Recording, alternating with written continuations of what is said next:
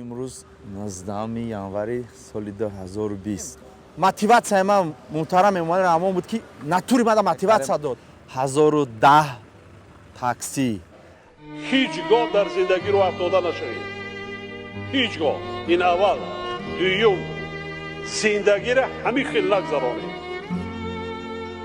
ба як хӯрдану омадану рафтан не, коре кардан мондакор ҳар як кадоми моҳи шумо заррае ҳам бошад саҳми худро барои рушд пешрафти давлату ватани азизи маҳбубамон гузорем. як кори хайр, як кори нек, як мулки обод ба наслҳои оянда мерос монем.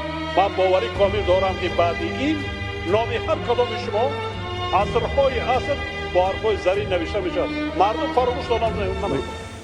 рӯзои назик тамошош мекунед.